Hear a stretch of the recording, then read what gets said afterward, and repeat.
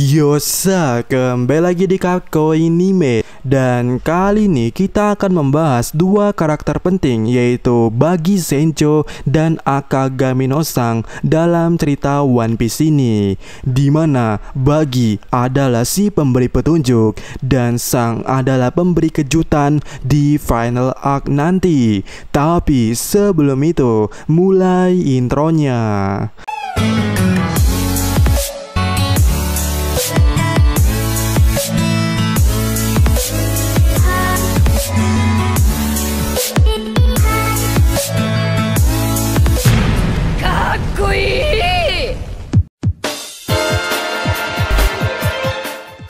Final arc atau babak terakhir dalam cerita One Piece ini diklaim Oda Sensei adalah sebuah karya yang sangat wah. Dan menurut Mimin, kejadian dasarnya itu adalah soal End of the Sea dan 9 pulau yang ada di sini. Dimana jika kalian lupa dengan video yang ini, secara singkatnya Momo dan Luffy bersama Ancient Weapon dan makhluk kono lainnya itu akan pergi ke End of the Sea membawa 9 pecahan kerajaan kuno.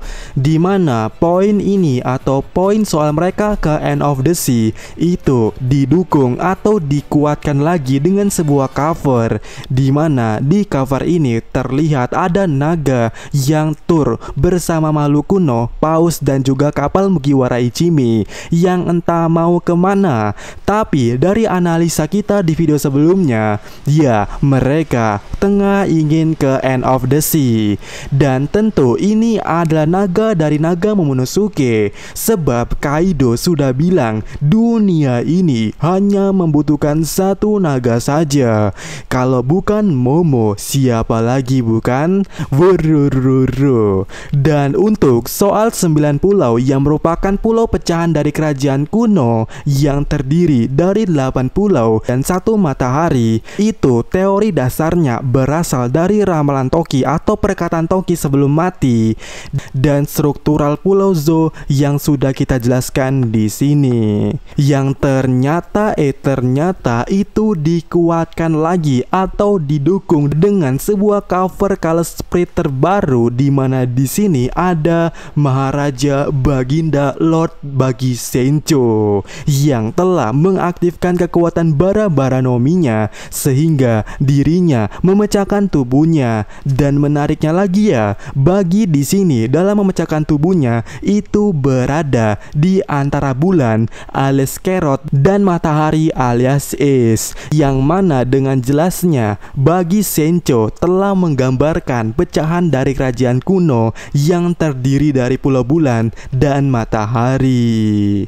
Nah, menariknya di sini seorang Bagi hanya memperlihatkan 9 jarinya saja, sebab satunya tertutupi. Dan dari 9 jari itu, Bagi mengacungkan 2 jarinya sambil tertawa, yang mana itu cocok, sebab di teori kita sebelumnya dari 90 Ancient Kingdom yang terpisah-pisah itu udah terkumpul 7 di Wano termasuk Zou yang lagi OTW. Dan itu menyisakan 2 pulau. Artinya Momonosuke dan Luffy membutuhkan 2 pulau lagi untuk menciptakan ramalan Toki. Jadi secara jelasnya seorang Bagi Sencho di sini telah menjelaskan soal Ancient Kingdom yang terbara-bara nomi dalam tanda kutip, dan ini cocok. Tunggu. Terbara-bara nomi? Apakah yang membuat pulau Ancient Kingdom terpisah-pisah itu karena kekuatan dari bara-bara nomi yang sudah mencapai level awakening? Apakah gara-gara bara-bara nomi? Soalnya jika kita perhatikan pecahan Ancient Kingdom yang ada di Wano itu potongannya sangat presisi, lurus, Dan jika kita melihat bagi Sencho sejauh ini, dia memisahkan tubuhnya selalu lurus, nggak ada yang bengkok potongannya. Ini diperkuat lagi ya dengan potongan Mihawk waktu di Marineford. Terus, nah selain lurus, fakta dari Bara-Bara Nomi sejauh Mimin perhatikan sampai saat ini itu kayak puzzle. Jadi ada tempat awalnya. Misalnya bagi yang menyopot tangannya, ketika tercopot, bagian yang ini merupakan puzzle yang kosong yang akan pas jika diisi kembali oleh tangannya, bukan? Yang intinya seperti puzzle. Dan teori Mimin yang ini mengatakan bahwa lokasi kebangkitan kerajaan kuno yang baru atau Fajar kata Toki itu ya, itu ada di End of the Sea.